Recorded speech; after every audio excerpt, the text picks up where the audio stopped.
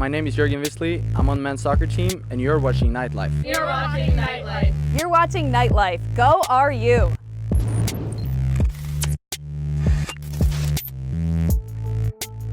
Hello again, everyone. I'm Bruce Beck. Welcome to another edition of Nightlife.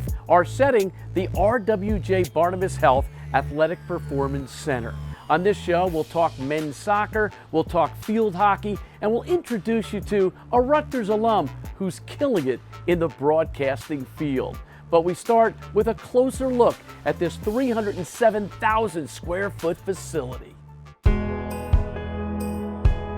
Today is a great day for Rutgers. There is nothing like this facility anywhere.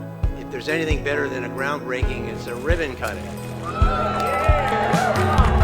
To bring this great center to fruition is one small investment in making the lives of many better. The RWJ Barnabas Health Athletic Performance Center is a statement of the new Rutgers athletics.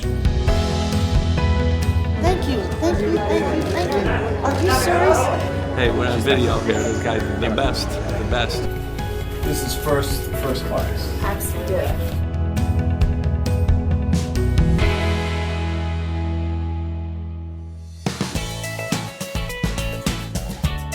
Since we moved in, it's been nothing but exciting. The space is amazing. It's like being in heaven. The place is beautiful. The place is always cleaned. Seeing the space really just drove a lot of excitement into our team. Oh my God, look at this gym. It's amazing. To be able to have the facility built really just made them feel special, made them feel important. The gym itself has been awesome. Guys are in here at all hours. They can come in at any time. The lights pop on, motion detector. They put their music on. I love going to practice and having everyone there, a quart and a half, with 6 baskets. I mean, that's amazing, just amazing. We'd have 2 or 3 practices just to get through one practice, so we don't have to split practices anymore.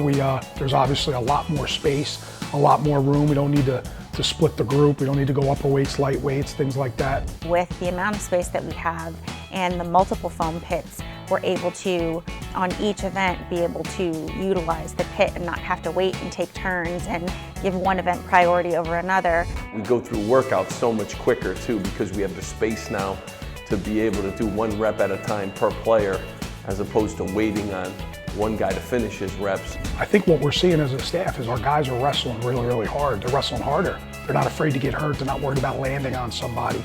It's a freedom to be able to do that, which really goes unnoticed. We're just seeing more efficient turns. We're seeing more turns being taken. So we're able to get more quality in because we do have more time and more space. It's really one-stop shopping now at this facility where we used to have to run between a lot of different venues. So our guys are around a lot more. I think it's just more conducive to guys spending more time here, which I like, and that's helped us with chemistry. I would hope that so many people in our state would take the opportunity to visit. I just want to show everybody what it means to have a first-class facility. This is second to none.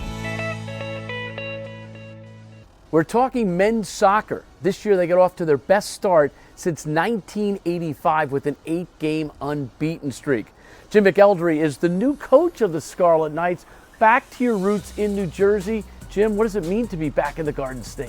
Thanks for having me.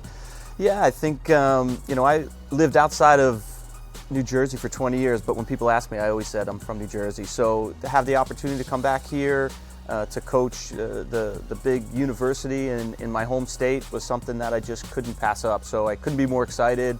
My family coming down, now we live here. So it's an exciting time for us as a family, but also an exciting time here at Rutgers. After 16 years as the head coach at Fordham, how do you feel you're equipped to taking over this program? Yeah, honestly, it was tough to leave. I love my time there, great people there, but I felt that the experience that I gained during those 16 years, I feel like I'm more than ready to be here and to rebuild this program back to where it was and that Coach Riasso had many years ago, where they're heading to Final Fours. That's the ultimate goal for us, but we know we have a long way to go, but I think myself and the staff that I've brought in, we're ready. How did getting off to a blazing start help things in terms of the transition? For sure. You know, I think it's always nice to win games early on. It gets some of the players to really believe in what you're doing. But we also are realistic. We know that we've got a lot of tough matches ahead of us, and we know that we're in maybe arguably the best league in the country, so we know it's going to be challenging. But that's why we're here. We want to play with and against the best players in the country. So, you know, that's what's helping us to attract players here too. Jake Longo, Vince Borden, you've got some leaders with this group. What does it mean to have those guys at the forefront? Really important. You know, I think when we came here in the spring, it was one of the first things we looked for. Who can we rely on to help us with this transition? And those two guys are not only good players, but good people, hardworking, tough. I'm excited to see, you know, how they kind of finish off this season, but I'm also excited to watch them after they graduate and see where they go. This has an international flair to it. You've got guys from Spain, from Norway, from France, and Israel. What's the story with your recruiting internationally? You know, I think it's just the modern game. You know, if you look around all the college programs in the country, that's just where it is. And I think it's not even just soccer. You're looking at volleyball and basketball and field hockey. So for us to be at the top of our game, we've got to recruit players from all over the world, but also keep our eye really close to in-state as well. You've got some guys from the Garden State, and I think that's what it's all about too. You want to have your footprint here in New Jersey. Is that something that you're going to emphasize? For sure. You know, I think we've got some of the best players in the country in our state. One of our incoming freshmen, who's currently a freshman now, Chris Teo, got off to a great start. Unfortunately, broke his collarbone and has been out since. But really, guys like that play for top academy teams, we're always going to be chasing the best players in the state, and I think it's a great place for them to end up.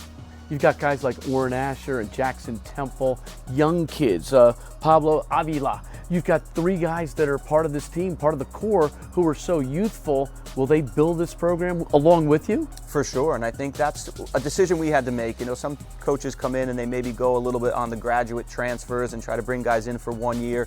We made a conscious decision to bring in guys that are freshmen or sophomores so that they can be here not just this year, but the next 3 years, because we want to be good for years to come. So what's your vision for the future when you talk about Rutgers men's soccer? Well, I think we want to be recruiting the best players in the country. I think we've got facilities, as we're sitting here in one of the new buildings that just opened up. We have some of the best facilities in the country now, and I think players can come here and not only you know, compete for championships, but also develop as well. And if they have aspirations to play after, I think it's a great place to be. So we're going to be recruiting those type of players, and hopefully that translates into us winning games at the highest level. Jim McElderry, good luck to you and the program. Thanks for having me, Bruce. Coming up next, an all-night access into the field hockey program. Let's go. Red ball to start. Red ball to start. As a head coach, you prepare them during the week and you give them all the tools, and then come game day, you know, it's really up to them. We've got a couple players who can throw some pretty decent overheads, so Claire's moving to the back now. Just kidding, Claire. We scheduled a really difficult non-conference schedule because we wanted to see where we stood early on. We wanted to be in a position to compete in the NCAA tournament, and we wanted to be in a position to compete for a Big Ten championship. Good finish! So good! I want you guys to really focus on setting screens with your midfield and backs playing direct to forwards when you can. Start of the half, they're going to come at you so hard. Start of every quarter, you've got to be ready for it. Right, some of us have got experience against playing against them. Just get used to it in training. Big Ten is the best field hockey conference in the country. There's no doubt about it. Joining the Big Ten really pushed our programs, you know, to that next level. It's a physical conference. It's a conference where anybody can beat anybody, and it was a conference that we were really excited about joining. Make this pass look good, invite it, all right, but as soon as we know it's going, it has to be, as soon as we know she's committed to the pass, we're giving pressure on reception. I always knew Rutgers was a place that could really be successful. It had a hotbed of field hockey really in the backyard. It was a program that was struggling at the time, but I knew I could come in and make a difference. I was the assistant coach here for 2 years and then had the opportunity to apply for the head coaching position in 2012, and the rest is history. When we took over the program, we were a team who hadn't had a lot of success in that conference, and we knew coming in, the staff and I, that we just had to build a program with a really strong culture. We knew we had to just compete. So I think for the first 3 years, we didn't even talk about winning, we just talked about competing every day, in every practice, in every game. And we just really focused on the culture and the chemistry. And the culture's probably been one of our strongest pieces of our program. This is a really tight-knit team, but that's really our philosophy, is we want to create an environment where our student athletes feel supported, loved, where they know that they can push themselves to the limit, and they know that they're going to be in an environment where they're going to have support from coaches, administrators, and teammates. Much more coming up of Nightlife in a moment. Need to see the doctor but can't get there? Download the Telemed app from RWJ Barnabas Health and see the doctor right away, whenever you want, wherever you are, no matter who you are. RWJ Barnabas Health. Let's be healthy together. It's time for Rutgers Moments of the Month. Sets it up top. The reverse pass and the shot Get gets out in. of town! Get out of town! Wow. It's huge. We're just going up from here. It's such a confidence builder, and we're just going to try to go up from here and keep getting some big wins. Good move by LaPlante. LaPlante is in and in. They've tied it. There's two Penn State defenders on her, and just pulls this ball back, slips the defenders, sees the near post open, and slots that ball home. What a great individual effort by Brittany LaPlante for Rutgers. Here, Ali. Here's a good little touch. Rutgers. Dennis is out, and Rutgers has snuck one in off the bench moments ago. And Jenna Sayers has made it 2-1 Rutgers. Amira Ali to give Rutgers a 3-2 win. Waits for the whistle. Ali with the finish, and Rutgers has knocked off Penn State in 2 overtimes on the road. Again, line drives it in front, headed out by the Badgers. Kept alive by Rutgers in front. Here's Longo with a chance. He scores! Temple still has it, and then in front, trying to feed Galloway. Here's the rebound, shot, score! So Rutgers gets a big second goal. Just try to give the guys confidence. I thought they were playing and doing the right things, and if we could be maybe a hair more patient, we could get some more chances. So really happy with the second half, and coming away with 3 points.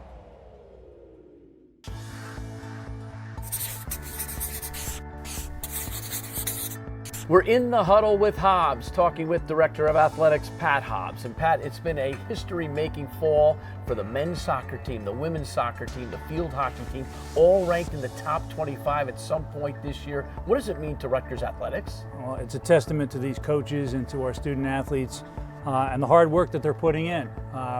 In men's soccer, obviously, new coach Jim McElderry, and what he's done in a very short period of time, and with some young freshmen, but with our current student athletes, it's impressive. It's wonderful to see, and of course, in both field hockey and women's soccer, these are two great coaches, and they recruit well.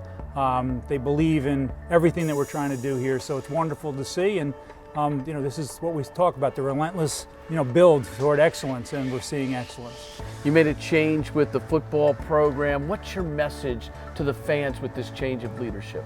Well, the first thing I'd say is, I have nothing but respect and appreciation for the work that Chris Ash did and John McNulty. They're two really fine men. They work really hard, men of integrity. They do it the right way. And I just thought we needed to make a change. We were struggling, obviously, offensively, very, very much. Struggling as a team, you keep your defense on the field too long.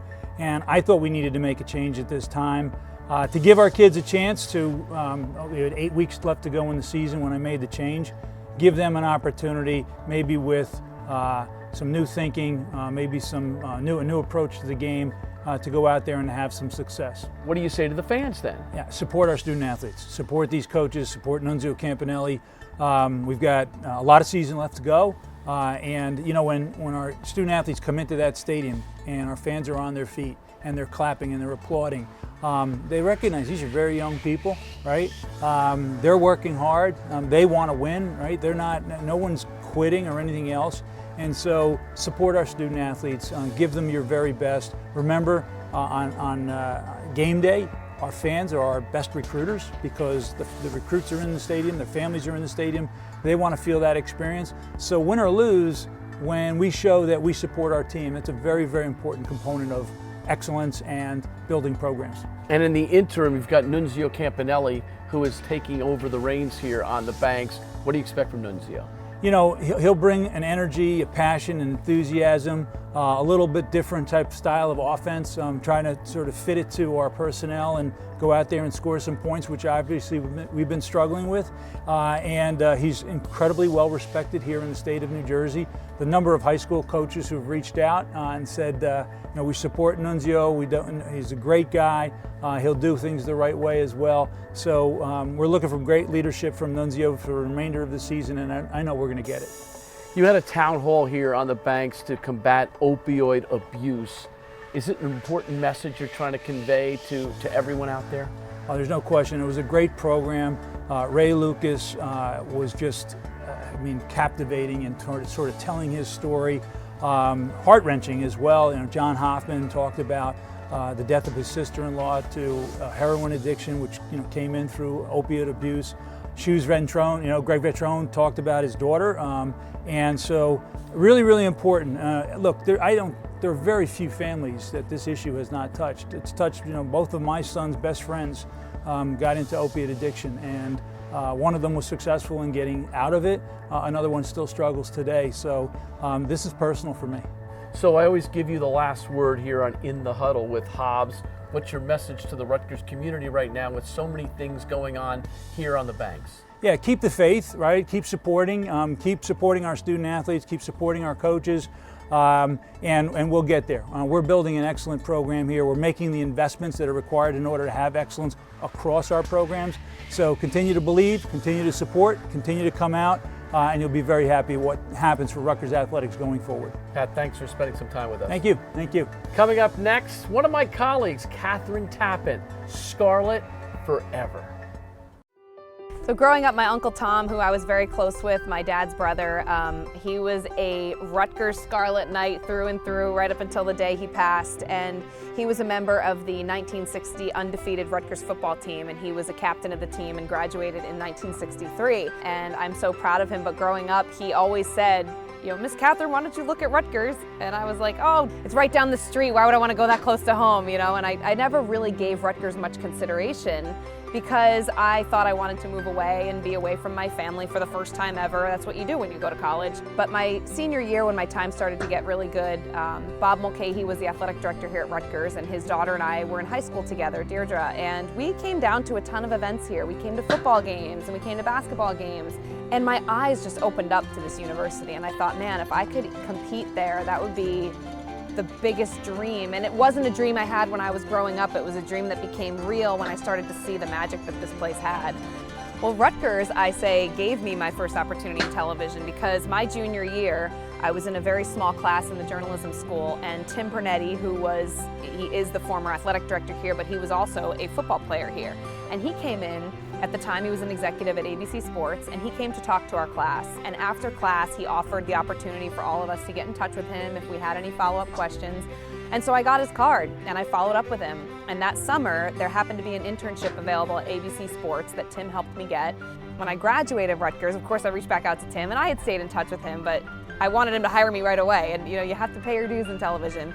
He had left ABC Sports and was at CSTV. And there was a walk-on tryout and audition for America's Next Sportscaster. They were running a big promotional thing. The network had just launched.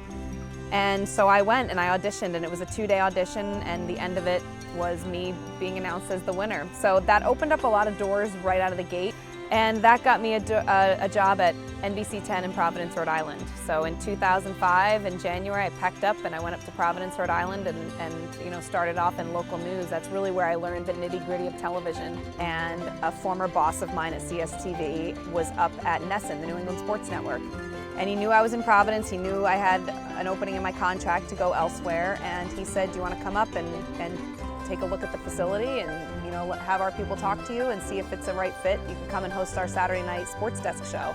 And for me, it was like, oh my gosh, the big city of Boston, I can't believe it. So I went up there for an audition and I spoke to a number of people and I was offered the position at Nesson to be the studio host of Sports Desk, the Patriots beat reporter. I mean, at the time it was the Patriots were winning, the Red Sox were winning, the Celtics won, and the Bruins won. And by broadcasting the Boston Bruins and them winning the Stanley Cup, the NHL Network called and wanted me to come be a host of their new show, NHL Tonight.